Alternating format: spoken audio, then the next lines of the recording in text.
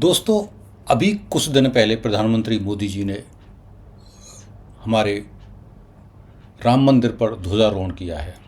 अयोध्या में जो आज ध्वजारोहण हुआ है, ये सिर्फ कोई कलरफुल कपड़ा नहीं है, ये भगवा कपड़ा नहीं है, ये 500 साल की हिंदुओं की आस्था का प्रतीक है, जो 500 साल के बाद लगभग हमें मिली है।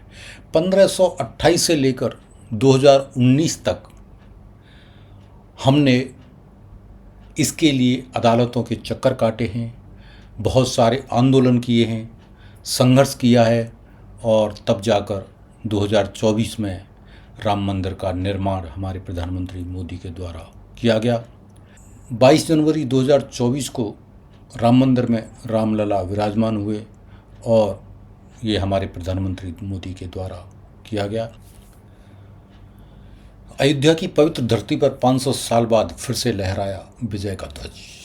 ये सिर्फ एक झंडा नहीं है, ये हर उस राम भक्त की सांस है जिसने 5 सदियों तक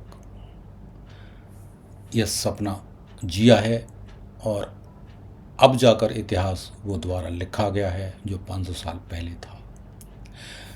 नमस्कार दोस्तों, आज हम आपको ले चलते हैं अयोध्या की उस यात्रा पर जो 500 वर्षों से भी अधिक लंबी रही है।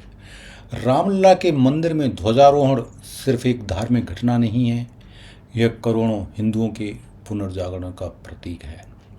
1528 में हमारे रामलला के मंदिर को मुगलों के द्वारा गिराया गया और उस मंदिर की जगह पर बाबरी मस्जिद के नाम से मस्जिद बनाई गई। लाखों हिंदुओं ने सदियों तक संघर्ष किया, कभी अदालतें, कभी आंदोलन, कभी राजनीति, पर हिंदुओं की आस्था अडिग रही। 1857 के बाद अंग्रेज़ों ने उसमें दीवार खड़ी कर दी और दीवार भी इस तरह खड़ी की कि जो मेन मंदिर का हिस्सा था वो मुसलमान समाज को दे दिया गया और बाहरी हिस्सा हिंदू समाज को दे दिया गया। आप ऐसे कह सकते हैं जो पूजा का प्रमुख स्थान था वो मुसलमानों को दे दिया गया और बाहरी हिस्सा हिंदुओं के हिस्से में आया। ये 1857 में किया गया था जब अंग्रेज़ों ने भारत में घुसे थे। 1857 के बाद संघर्ष चलते रहे और कभी पूजा रुकी नहीं उस जगह पर, लेकिन 1949 की रात को एक विलक्षण घटना घटी। कहा जाता है कि 1949 की रात को उसी जगह पर रामलला की मूर्तियां प्रकट हुईं और अयोध्या की धड़कन बदल गई उस दिन से। 1984 से फिर दोबारा आंदोलन शुरू हुआ। लाखों कार सेवक, साधु, संत और राम भक्त एक लक्ष्य के साथ उठ खड़े हुए उस आंदोलन के लिए, अपने रामलला को मंदिर देने के लिए, रामलला का मंदिर बनाने के लिए। और उस समय से एक नारा गूंजा, रामलला हम आएंगे और मंदिर वहीं बनाएंगे। रामलला अपने घर लौटेंगे, ये उम्मीद करते हुए लाखों कार सेवक, साधु, संत, राम भक्त सब संघर्ष करते रहे। 1992 में आखिरकार कार सेवकों के द्वारा, राम भक्तों के द्वारा उस बाबरी मस्जिद के ढांचे को ढा दिया गया जो मुगलों ने अतिक्रमण करके बनाई थी। मुगलों के द्वारा जितने भी मंदिर थे, हर मंदिर को तोड़कर वहाँ पर मस्जिदें बनाई गई। उनका मुगलों की जो सोच रही थी वो ये रही थी कि हिंदुओं के धार्मिक स्थलों को, हिंदुओं की धार्मिक आस्था को नष्ट कर कर केवल मुगलों की या मुसलमानों की आस्था को जिंदा रखा जाए,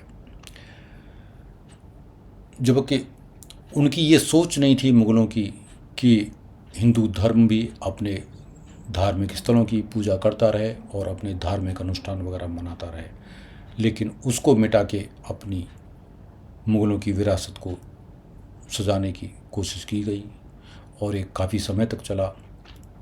1992 में आखिरकार उस पुराने ढांचे को ढा दिया गया और फिर आया मोदी का युग। 2014 में प्रधानमंत्री मोदी आए और जब से बीजेपी ने अपने मैनिफेस्टो को शुरुआत की है उसमें राम मंदिर निर्माण की उन्होंने बातें कही हैं। वो कहते आए हैं कि हम राम मंदिर बनाएंगे जब सत्ता में आएंगे, और जब 2014 में मोदी सत्ता में आए तो उन्होंने उस पर काम करना शुरू किया। अदालतों में केस चले और 2019 में आखिरकार हमारे देश की अदालतों ने उस जगह को राम भक्तों को दे दिया गया। सुप्रीम कोर्ट ने ऐतिहासिक निर्णय दिया, राम जन्मभूमि न्यास को मिली, सदियों का विवाद समाप्त हुआ और उस मस्जिद की जगह पर अयोध्या में ही दूसरी जगह 5 एकड़ ज़मीन मस्जिद बनाने के लिए दे दी गई मुस्लिम समाज को। 2020 को भूमि पूजन हुआ और 2024 में रामलला की प्राण प्रतिष्ठा हो गई। इसमें कुछ समय इसलिए भी लग गया कि उसी पीरियड में कोरोना जैसी महामारी का आगमन हुआ था, और अब जाकर 2025 में नवंबर के महीने में प्रधानमंत्री मोदी ने उसी राम मंदिर पर ध्वजारोहण किया है। आज जो अयोध्या में ध्वजा लहरा रही है वह सिर्फ विजय का प्रतीक नहीं है, वह यह घोषणा है कि राम का नाम, राम की मर्यादा और राम की संस्कृति और हिंदू समाज की आस्था, धर्म युगों युगों तक भारत की आत्मा बनी रहेगी।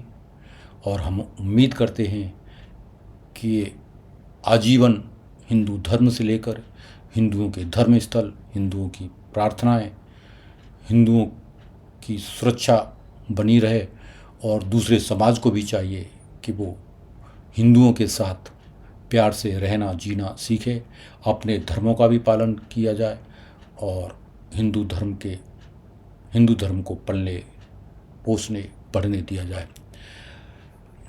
कृपया करके मेरे चैनल को लाइक करें, शेयर करें और सब्सक्राइब करें। Thank you. जय हिंद, जय श्री राम, जय हो।